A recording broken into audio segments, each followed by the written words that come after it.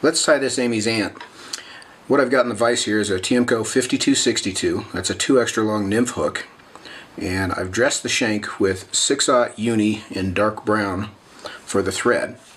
And I want to make sure that I've got a good solid thread base here from the eye all the way back to the bend, so that when I tie my foam down, everything will anchor in place. We're also going to glue it down, so having a little texture there on the hook shank won't hurt. So what I've got here are 2 slices of foam that are about as wide as the gap of the hook. One of them is brown, one of them is tan. I'm going to take the tan one to start with, and I'm going to knock the corners off the end, like so. And I'm going to measure this in at the bend, so it's about a hook gap, maybe just a little short of a hook gap. And I'm going to tie this in with an upright wrap, cinch that down with just a few turns there so that it's centered right on top of the hook. And then I'm going to bring my thread all the way up to the hook eye. You can see I just did spiral wraps there. And I'll take some Zap-A-Gap.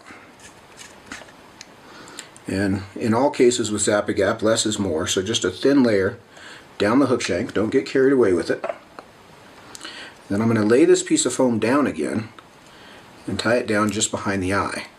And I want to try to keep it centered on top, like so. And now I'm going to kind of cup this piece of foam around the hook shank as I wrap back over it. And that'll push it down against the glue and hopefully keep it all off of my fingers, all the way back to the bend. And then this long end, just so it's not in my way, I'm going to cut it down just a little bit shorter. Now I'm going to take my matching piece of brown foam, and in this piece I'm going to cut a notch, so sort of a V shape. And this is oftentimes easier said than done. We want something about like that. I think I can do better than that. That's a little more like it. And I'm going to lay this in so it's those tips are just past the end of that tan foam, and I'll cup it in the same way. Catch it with a turn or two, and it usually will elevate like that, so that it's tied in right on top.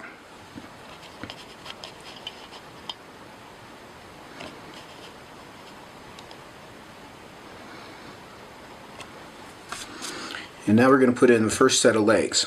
So I'm going to take, this is medium brown rubber legs. I'm going to take just a single strand here on my near side and catch it with a turn of thread just about at the center of its length. And I'll pull it down tight. And I'm going to do the same thing on the far side. A couple turns, so that's all centered up on the top of the fly.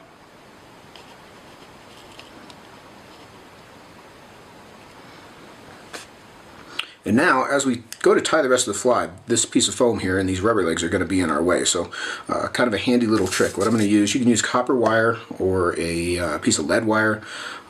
Bread tie will work. The little ties that come on new fly lines work great if you've got one handy. But what I'm going to do is I'm going to fold all this back out of the way. And I'm going to take this piece of wire and wrap it around my vise. And just sort of pin those all back out of the way. You can see you can kind of pull down tight on that.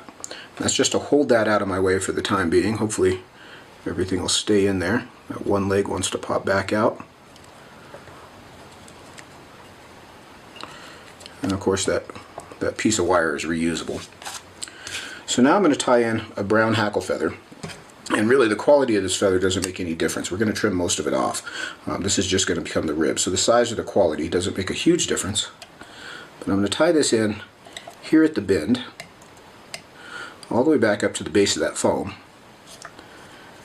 And then I'll come forward again. And I want to stop about 1/4 of a shank short of the hook eye.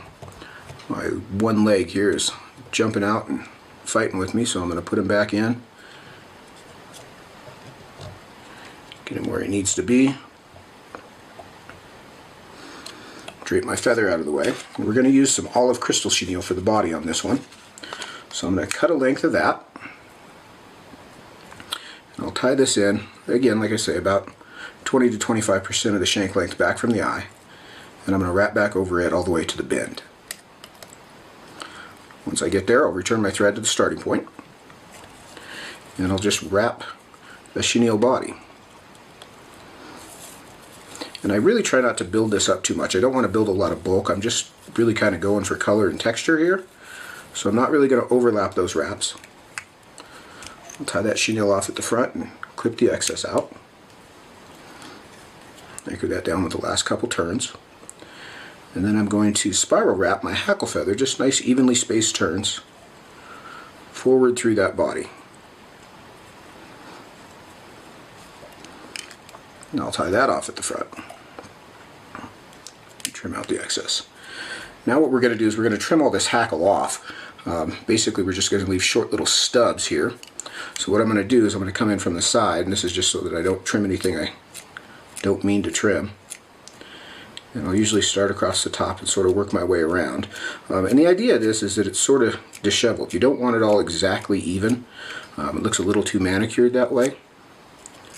So I'll work down around the sides, come up underneath the hook and trim that.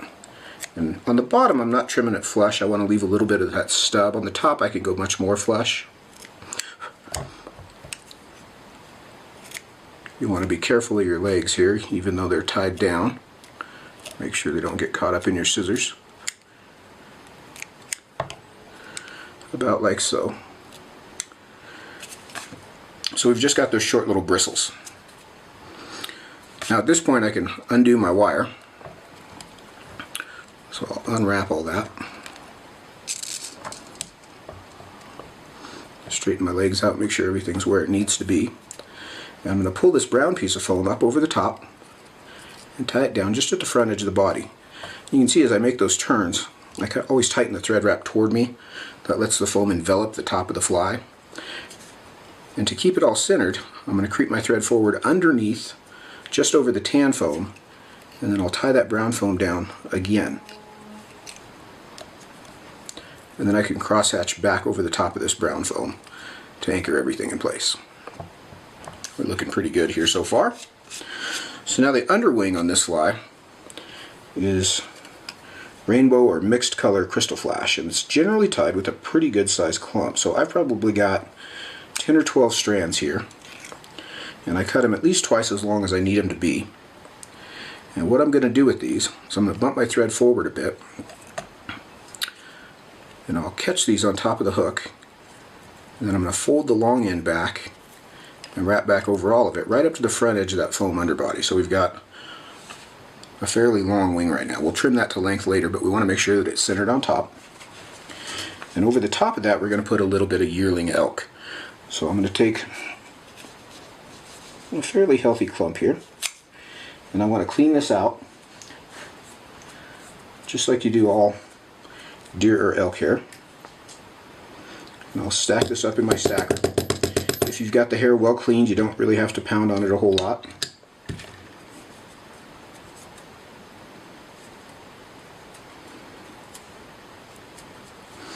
So I've got a nice stacked bunch of elk here for the wing. I'm going to lay this in, and I'm going to measure this to just about halfway up this foam extended section back here at the bend. I'm going to lay it in on top. I'm going to take a turn of thread around it, put the next one right on top of that, and then I'll tighten that thread toward me, and that hair will flare as I do that.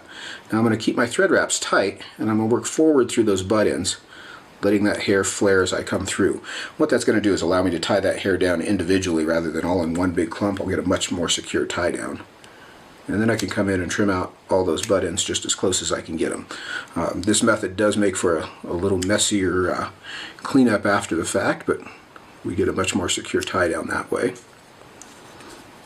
And again, be careful not to cut anything you don't mean to cut. We've got those legs out there loose now. But that's about where we're looking there. I'm going to bump this down just a bit.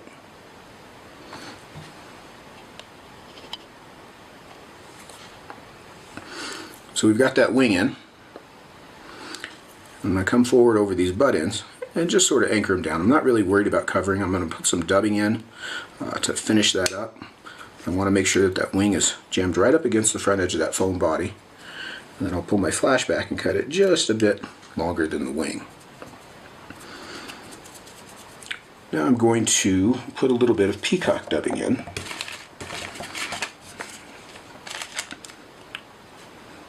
So this is just Peacock colored dubbing. What I'm using here is from Nature Spirit. It's their emergence dubbing. But any sort of Peacock colored dubbing. And I'm going to dub fairly coarsely, but not very much. We don't have a lot of room to cover here. And I'm going to use this dubbing to cover the tie down of that elk hair wing. You can see it's fairly ragged. Tighten up that last end, and I want to end with my thread hanging at the back of the dubbing. Now I'm going to fold this front end of this tan foam back, and I want to stretch it sort of tight. I'll bring my thread all the way around. You can see there's no tension on those thread wraps, so then I'll tighten it down by pulling the thread toward me. Put one more turn through there. And then I'll set my second set of legs in. So I'm going to lay the first one here along the near side.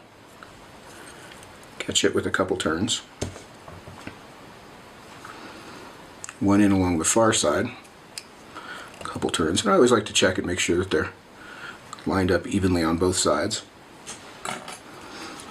Then I can come right through that foam tie down and whip finish there. I'll clip my thread out. And I find it easiest to trim this long piece of tan foam square across first, but we are going to taper it, so I'll turn my vise a bit and I'm going to cut that to a point, like so. And our front end of the tan foam I'm going to cut just a little bit beyond the hook eye, and again I'll just come in and knock the corners off. If the guy was so inclined, you could certainly cut all that foam ahead of time, measure everything out and get everything cut ahead of time. I am not so inclined. I'm going to trim these legs. They're about 3/4 of a shank length long for each. I find if you make the legs too long, they do foul up around the hook bend when you fish the fly. I've got a few loose dubbing fibers down here. Now it's not a bad idea to add a little shot of head cement, because we did tie that thread off over the top of that foam, so I'm going to run just a small bead of head cement down the thread wraps all the way around.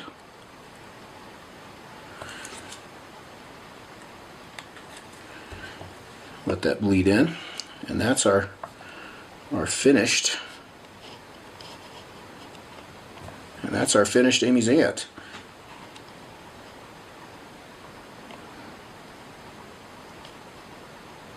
Pretty cool fly. Matches up nicely for a golden stone, can cross for a hopper.